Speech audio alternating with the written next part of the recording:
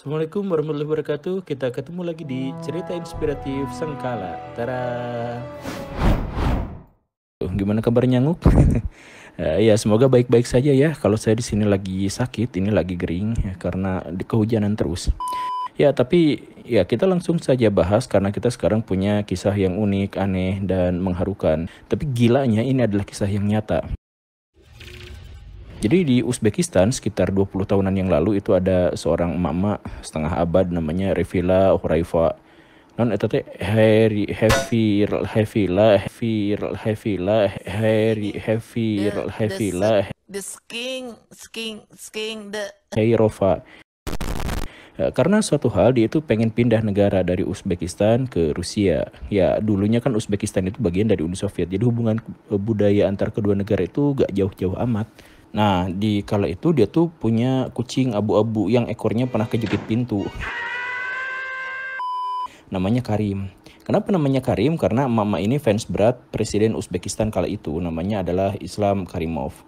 Si kucing kala itu usianya sudah 9 tahun, udah rada tua untuk ukuran kucing. Dan pertimbangan bahwa perjalanan darat agak sangat jauh, sekitar 3.200 km, dan ditambah iklim Rusia yang sangat berbeda, serta kenyataan kan kita tahu ya bahwa kucing itu adalah hewan teritorial. Maka Mama Revila memutuskan untuk meninggalkan si kucing di Uzbekistan saja, dititip sama tetangganya lengkap dengan makanan, mainan, dan uang saku buat si kucing.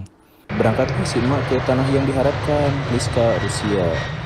Semua barang dibawa dan dengan kendaraan tercepat mereka sampai dalam waktu 3 hari. Beres-beres, bersih-bersih, dan kehidupan pun berjalan normal.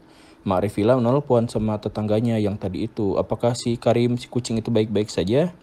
Tetangganya bilang, Karim kabur, tak kemana. Waduh, ya Mak Revila sedih, tapi ya gimana lagi masa balik lagi.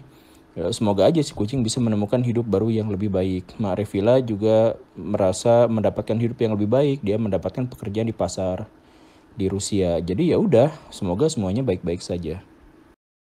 2 years later. Dan kemudian waktu Mak Revila pulang dari pasar, dia menemukan di depan pintu rumahnya ada seekor kucing abu-abu yang menunggu di depan pintu. Bulunya kusut, ekornya pitak, dan nampak kurus kering. Tapi kok kayak kenal gitu. Si ibu teh mengamati dari jarak agak jauh. Gak yakin juga itu kucing siapa, tapi pas sadar bahwa warna bulunya dan keingetan sama si Karim, si emak manggil ke si kucing dengan keraguan. Karim, yang dipanggil nengok dan segera berlari menghampiri terus ngusap-ngusapin badan ke kaki gitu. Ya si ibu bengong, ini Karim beneran? Masa sih? Serius nanya ini Karim beneran? Gitu katanya.